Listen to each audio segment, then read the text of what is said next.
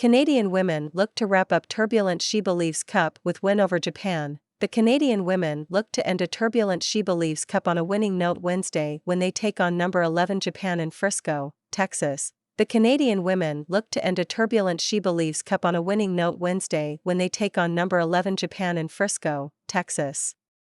For Coach Bev Priestman, it's one more chance to test new partnerships and young talent on the pitch ahead of this summer's World Cup in Australia and New Zealand.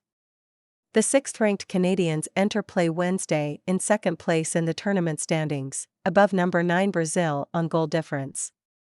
The top-ranked U.S. plays Brazil in the nightcap at Toyota Stadium, needing a win or a draw to win the tournament for a 4th consecutive year and the 6th time overall.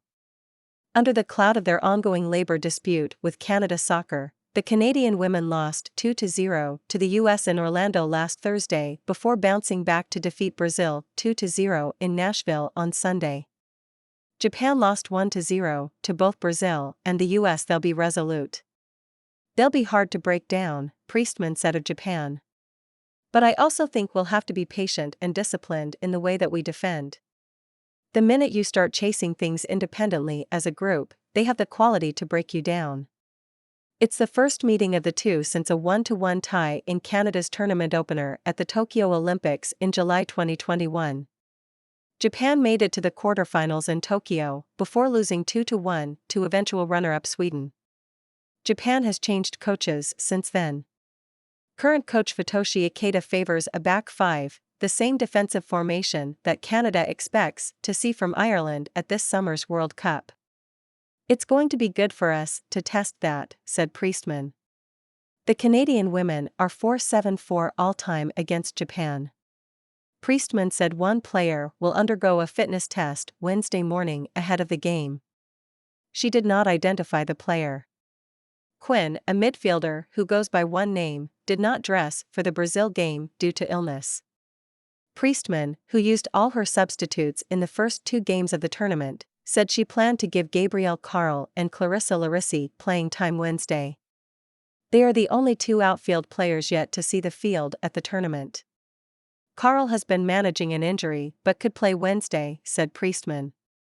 Earlier Tuesday, Canada Soccer announced the Canadian women will face 5th-ranked France in Le Mans during the April FIFA international window. The April 11th game is to take place at Marie-Marvin Stadium. The Canadian women want the same backing and preparation ahead of this summer's World Cup in Australia and New Zealand as the men did before Qatar. Both women's and men's teams also want Canada Soccer to open its books and to explain why their programs are being cut in 2023. The women refused to train in advance of the SheBelieves Cup, only to be forced back to the field by threats of legal action by Canada Soccer, which said they were not in a legal position to strike. That should not be the case come April. The Canadians came out flat in the opening loss to the U.S. But they rebounded strongly against Brazil, a team that has punished Canada on the counterattack in past games. We adapted some things and we learned from it, said Priestman.